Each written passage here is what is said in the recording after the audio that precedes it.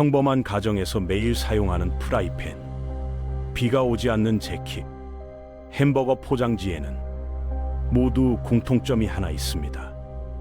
바로 인류 역사상 가장 위험한 화학 물질 중 하나가 들어있다는 사실이죠. 더 놀라운 것은 대부분의 사람의 혈액에서 PFAS가 검출되었다는 연구 결과가 있습니다. 그런데 대부분의 사람들은 이런 사실조차 모르고 살고 있어요. 이제부터 이 위험천만한 물질들이 어떻게 우리 생활 곳곳에 스며들었는지 파헤쳐 보겠습니다. 1929년 미국 시카고에서는 정체불명의 죽음이 계속해서 발생했습니다. 사람들이 아무런 징후 없이 자신의 집에서 숨을 거두는 일이 반복됐죠. 당시 보건당국이 진상을 파악하기까지 무려 15명이나 목숨을 잃었습니다. 놀랍게도 그 원인은 바로 냉장고였어요. 당시 냉장고들은 차가운 온도를 유지하기 위해 메틸클로라이드라는 화학 물질을 사용했는데 이것이 독성 가스를 방출하며 사람들을 죽음으로 이끌고 있었던 거죠. 문제는 메틸클로라이드가 거의 무생무치라는 점이었습니다. 그래서 누출이 발생해도 사람들이 전혀 알아채지 못했어요. 다른 냉장고들은 가연성 가스를 사용했는데 이것도 마찬가지로 위험했습니다. 가스가 새어나와 스토브 불꽃과 만나면 집 전체가 화염에 휩싸일 수 있었거든요. 이런 상황에서 한 화학회사가 나타나 문제를 해결하겠다고 나섰습니다. 그런데 그 과정에서 예상치 못한 기적 같은 물질을 우연히 발견하게 됩니다. 1938년 듀폰이라는 화학회사에서는 냉장고용 가스를 대체할 안전한 물질을 찾기 위한 연구가 한창이었습니다. 이 프로젝트를 이끈 사람은 로이 플런킷이라는 27세의 젊은 화학자였어요. 그는 테트라플루오로에틸렌, 줄여서 TFE라는 가스를 실험하고 있었습니다. 어느 날 아침, 평소와 같이 실험을 준비하던 중 이상한 일이 벌어졌죠. TFE가 가득 찬 실린더의 밸브를 돌렸는데 아무것도 나오지 않았습니다. 처음에는 가스가 새어나간 것이라고 생각했지만 실린더의 무게는 여전히 무거웠어요. 궁금증을 참지 못한 플런킷은 톱을 가져와 실린더를 반으로 잘랐습니다. 그 안에는 하얀색의 미끄러운 가루가 가득 들어 있었죠. 가스가 어떻게 이런 가루로 변했을까요? 실린더 내부의 높은 압력 때문에 TFE 분자들이 서로 연결되어 긴 사슬을 이루며 고체가 된 것이었습니다. 이것이 바로 폴리테트라플루오로에틸렌, 줄여서 PTFE의 탄생 순간이었어요. 플런킷은 실험이 실패했다고 생각해서 이 가루를 버리려고 했습니다. 그런데 호기심이 생겨서 몇 가지 실험을 해보기로 했어요. 물을 부어봤더니 물방울이 굴러떨어졌고 강한 산을 부어봐도 아무런 반응이 없었습니다. 실험실에 있는 모든 화학 물질을 동원해봤지만 이 가루는 꿈쩍도 하지 않았죠. 마치 파괴될 수 없는 물질 같았습니다. 이렇게 강력한 내성을 갖는 이유는 탄소 불소 결합 때문이었습니다. 불소는 모든 원소 중에서 전자를 가장 강하게 끌어당기는 성질을 가지고 있어요. 그래서 탄소와 결합하면 거의 끊어지지 않는 강력한 결합을 만들어내죠. 이 결합이 PTFE 분자 전체를 감싸고 있어서 다른 화학 물질들이 접근하지 못하게 막는 거예요. 바로 이런 특성 때문에 PTFE는 거의 모든 화학 물질의 저항성을 보이는 마법 같은 소재가 된 것입니다. 다행히 듀폰은 맨해튼 프로젝트에 참여하고 있었기 때문에 이 물질의 가치를 금세 알아봤습니다. 핵무기를 만들기 위해서는 우라늄을 정제해야 했는데 이 과정에서 사용되는 육불화 우라늄이라는 물질이 모든 것을 부식시키는 바람에 생산에 큰 어려움을 겪고 있었거든요. 파이프와 밸브, 게스킷들이 계속 부식되어 교체해야 했으니까요. 그런데 PTFE로 만든 부품들은 육불화우라늄의 공격에도 끄떡없었습니다. 1944년 듀폰은 이 혁신적인 소재에 테플론이라는 상표명을 붙였습니다. 테트라에서 T를, 플루오로에서 FLON을 따와서 만든 이름이었죠. 전쟁이 끝나자 군사 기밀이 해제되면서 테플론이 민간 시장에 본격 진출하게 됐습니다. 1954년 프랑스의 한 엔지니어가 아내의 제안으로 테플론을 프라이팬에 코팅했고 이것이 요리 혁명의 시작이었어요. 그런데 테플론을 대량 생산하는 것은 쉽지 않았습니다. TFE를 테플론으로 바꾸는 과정에서 온도가 너무 높아지면 폭발할 위험이 있었거든요. 실제로 1944년 공장에서 폭발 사고가 발생해 작업자 2명이 목숨을 잃기도 했습니다. 이런 문제를 해결하기 위해 듀폰은 3M에서 듀폰이 3M으로부터 1951년 이후 특별한 화학물질을 구입했어요. 바로 PFOA라는 물질이었습니다.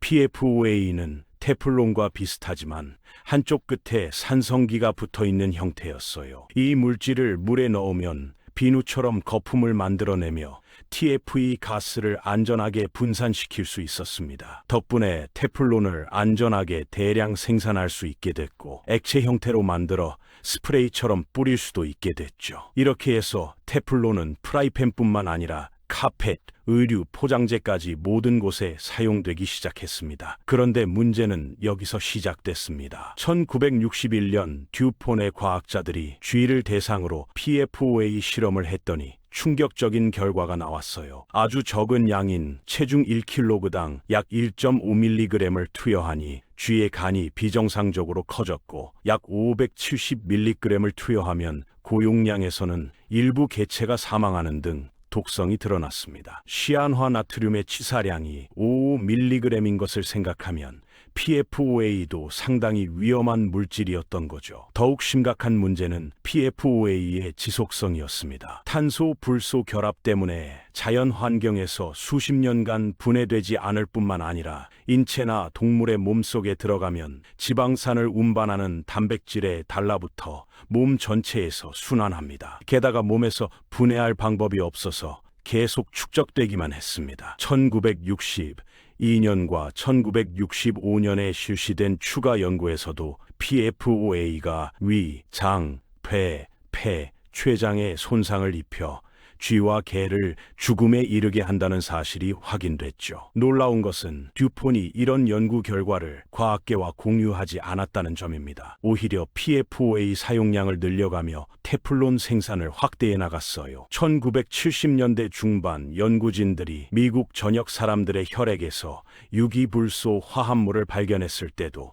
3M과 듀폰은 이 사실을 숨겼습니다. 자사 직원들의 혈액에서 일반인보다 1000배 높은 농도의 PFOA가 검출됐는데도 말이에요. 그 사이 듀폰은 매년 오하이오 강에 10톤 가까운 PFOA를 버렸고 웨스트버지니아 파커스버그 인근 매립지에는 수천 톤의 PFOA 슬러지를 쌓아놨습니다. 이 매립지 근처에서 소를 키우던 얼테넌트라는 농부가 자신의 가축들이 계속 죽어가는 것을 발견한 것은 1990년대 말의 일이었어요. 소들은 피골이 상접했고 종양과 검은 이빨을 가지고 있었습니다. 매립지에서 흘러나오는 흰 거품이 개울을 오염시키고 있었던 거죠. 어리고용한 변호사 롭 빌럿은 듀폰으로부터 6만 개가 넘는 문서를 입수했습니다. 그 속에서 PFOA라는 화학물질이 계속 등장했고 듀폰이 수십 년간 이 물질의 위험성을 알고도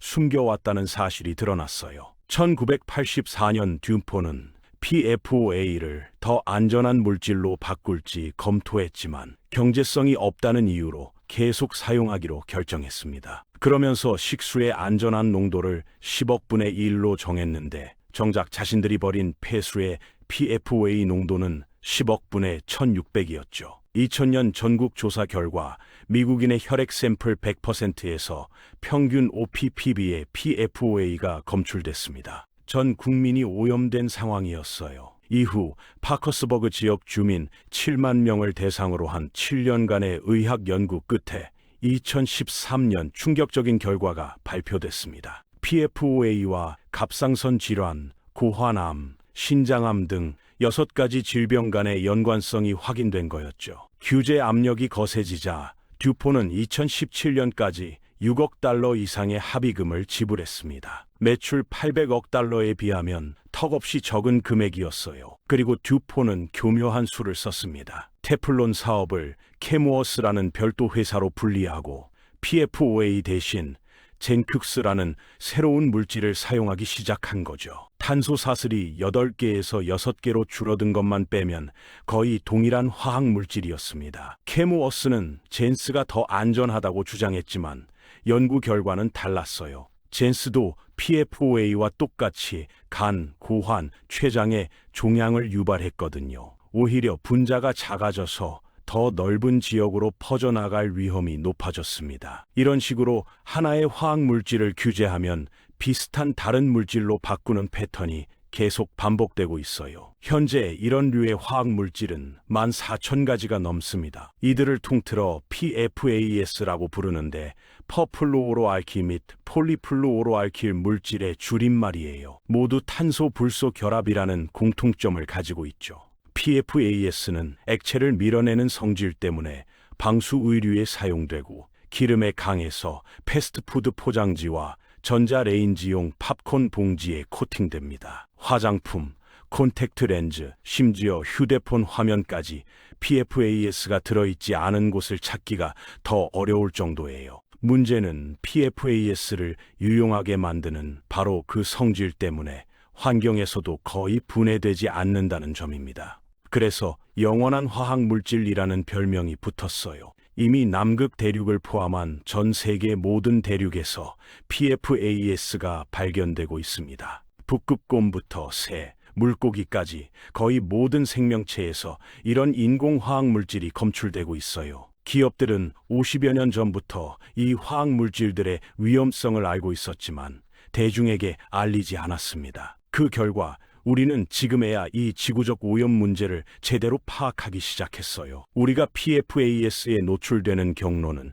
크게 세 가지입니다. 첫째는 PFAS가 포함된 제품 사용이고, 둘째는 오염된 음식 섭취, 셋째는 오염된 물 섭취예요. 의외로 테플론 펜 자체는 큰 위험이 아닙니다. 테플론 코팅은 분자가 너무 커서 섭취해도 몸에서 배출되거든요. 더 큰 문제는 테플론을 만드는 과정에서 사용되는 PFOA 같은 작은 분자들이에요. 실제로 패스트푸드 포장지와 전자레인지용 팝콘 봉지를 뜨거운 물로 테스트해 본 결과 여러 종류의 PFAS가 물로 용출되는 것을 확인했습니다. 특히 전자레인지 팝콘에서는 상당한 농도의 PFAS가 검출됐어요. 2019년 연구에 따르면 패스트푸드와 전자레인지 팝콘을 자주 먹는 사람들의 PFAS 부하량이 특히 높게 나타났습니다. 더욱 심각한 문제는 전 지구적 물 순환이 PFAS로 오염됐다는 점입니다. 이제는 티베트 고원 같은 오지에 내리는 비에도 PFAS 검출된 사례가 있습니다. 군사기지나 공항 근처 지역은 특히 오염도가 높습니다. 소방훈련에 사용되는 폼에 PFAS가 대량 포함되어 있기 때문이죠. 이런 화학물질들이 토양과 지하수로 스며들어 광범위한 오염을 일으키고 있습니다. 미국 환경보호청이 마침내 음용수 중 PFAS 규제 기준을 정한 것은 2024년 4월의 일입니다. PFOA의 안전 기준이 10억 분의 1에서 1조 분의 4로 대폭 강화됐어요. 올림픽 수영장 5개에 PFOA 한 방울만 들어가도 우려할 수준이 될 수 있다는 것입니다. 납의 허용 기준이 1조 분의 1만, 시안 화물이 20만인 것과 비교하면 얼마나 엄격한 기준인지 알 수 있죠. 물이 오염된 지역에 거주한다면 PFAS 인증 필터 구입을 고려해 보세요. 역삼 투합 필터, 과립 활성탄 활터, 이온 교환 필터 등이 PFAS 제거에 효과적입니다. 하지만 개인의 노력만으로는 한계가 있어요. 근본적으로는 제조 과정에서부터 PFAS가 환경으로 유출되는 것을 막아야 합니다. 흥미롭게도 소방관들을 대상으로 한 연구에서 헌혈이 체내 PFAS 농도를 최대 30%까지 낮출 수 있다는 결과가 나왔습니다. 월경, 출산, 수유 등도 PFAS 배출 경로가 되기 때문에 남성이 여성보다 일관되게 높은 PFAS 농도를 보여요. 하지만 임산부는 태반을 통해 태아에게 PFAS가 전달될 수 있어 특별한 주의가 필요합니다. PFAS의 건강 위험은 농도에 따라 달라집니다. 혈액 내 주요 PFAS 농도 합이 10억 분의 2 미만이면 위험하지 않지만 2에서 20이면 건강 영향이 우려되고 20을 넘으면 위험이 더욱 커져요. 주요 위험으로는 콜레스테롤 수치 상승, 면역 기능 저하, 신장암, 유아 성장 지연 등이 있습니다. 현재 PFAS에 대한 승인된 의학적 치료법은 없습니다. 예방만이 유일한 방법이에요. 모든 PFAS를 완전히 금지할 수는 없습니다. 의료용 임플란트, 반도체, 백신 제조, 우주복 등에는 여전히 필요하기 때문이죠. 하지만 위생용품, 화장품, 식품 포장재 등 불필요한 용도는 금지해야 합니다. 다행히 새로운 해결책들이 개발되고 있습니다. 맞춤형 필터를 개발하는 회사들이 나타나고 있고, 소비자들의 인식이 높아지면서 기업들도 자발적으로 PFAS 사용을 줄이기 시작했어요. 우리는 과거에도 유연 휘발유, 프레온, 성면 같은 유해 물질들을 성공적으로 퇴출시켰습니다. PFAS도 마찬가지로 극복할 수 있을 거라고 믿습니다. 가장 중요한 것은 이런 정보를 공유하는 것입니다. 사람들이 알게 되면 정보에 입각한 선택을 할 수 있고 기업들도 변화할 수밖에 없거든요. 우리가 지금 하고 있는 바로 이런 논의가 결국 더 안전한 미래를 만들어갈 것입니다.